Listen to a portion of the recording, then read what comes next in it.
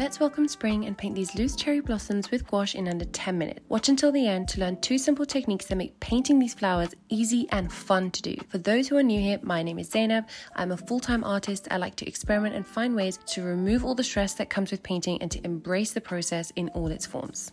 For supplies, I'll be using a flat brush and also a filbert brush. If you don't have a filbert brush, this is okay, but it's preferable if you do have one. A hot press watercolor paper. I prefer this to cold press as there is no texture and it's very smooth. And then for gouache, I will be using Himi's palette. I will have all the products listed in the description box. A plain plate, some towel, and a jar of water.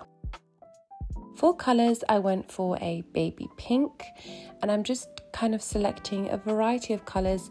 I always think it's nice whenever you're doing a painting to have a variety of the same colour. So a warm pink, a light pink, a hot pink. I'm also using a bit of red and mixing that in with a bit of white. I don't know the exact name of the colours because Himi doesn't actually have anywhere where you can read it except from a leaflet that you get in the beginning. So I'm just mixing this up and preparing it. Now for gouache consistency, you want to make sure that when you're adding in your water, you add it slowly by slowly, and you want your consistency to not be able to see through your plate. So if I can see my plate, that means it's too thin when I'm mixing it. And if I can't see through it at all, that usually means that it's opaque enough and good to use.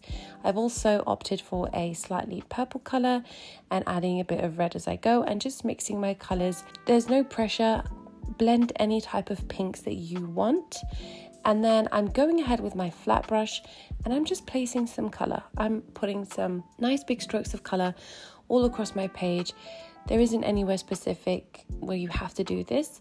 I'm just going with what feels right. I then swapped in for a slightly orange color by mixing in yellow with a little bit of orange. And I got this kind of warm peach, and I'm blending this in, and then I'm also going in with a blue. This is a baby blue color, and I'm just letting all these colors blend together. I then didn't like how kind of dark the color was because gouache does tend to dry darker, so I opted and went with more white into the pink color and went on top of the pink patches. I then added some white across as well to just lighten up the page. Then using a nice big flat brush, I gently started blending the colors together. This is kind of a very free, I was very, just playing with things freely. I didn't really have any intention when I started with the painting. This is all just kind of coming from my mind.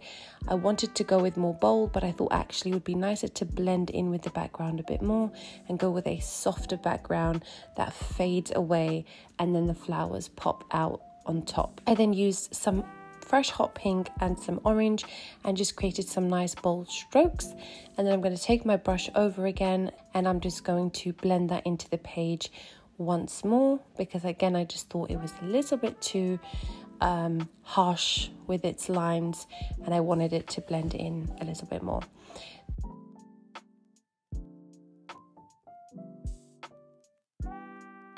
This is my filbert brush that I'm going in with now. So these 2 techniques that we are using for the flowers, there are 2 types of flowers. There are the background flowers, which are kind of behind the main cherry blossoms, and these, they really don't matter what they look like. I'm just using the end, the tip, and I'm just gently pushing down. Sometimes I'm pushing a lot, sometimes I'm pushing a little bit, and I'm also using the side of the brush, which is like a thin line and gives a nice kind of side petal. So I'm just placing all of these with absolutely no rhythm and just going with what feels right. It is really nice when you practice art to just kind of let go and not think too much. The whole enjoyment of art is to be able to be creative. So if yours looks different to mine, then that's absolutely fine. So as you can see, I'm just turning my brush. Sometimes it's flat, sometimes it's on the side, and I'm getting these really little shapes which are giving the impression. So we're not going for something realistic, we're going for an impression of these little flowers behind, and then going in with some baby blue to tie in the background because I did add some blue earlier on, and adding those into it as well. Then for the cherry blossoms, I'm going in with a bigger flat brush. This has a slight tip to it, which is perfect for the cherry blossoms. If you don't have this, it's absolutely fine. And with my brush, I'm just gently pressing down once and lifting off the brush to make one petal. And to make things easier on yourself, turn the page around and finish off your petals. So you don't need to break your arm or your shoulder to try and do it. Just go with it and turn your page and make it easier for yourself. So I'm just repeating this, and these are the main flowers that are at the front, and I'm just using the very simple technique of just pushing the brush down, lifting it up, turning my page, and going for about 5 petals for each flower. Then for the branch, I just opted in with some normal brown from the palette. I didn't need to pre-mix it or anything. Himmy's brown is a very good color for a branch. And using my flat brush, I am just gently doing small strokes to create the look of the branch. Again, if it doesn't look perfect, remember it's absolutely fine. The point is the impression. The eye will put everything together. The less details we worry about, the more our mind will fill in.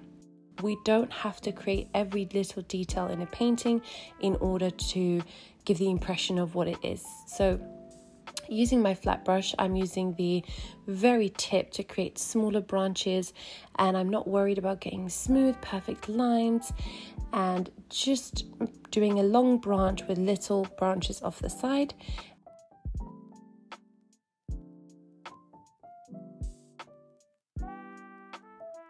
And then used a little bit of orange to add some highlight.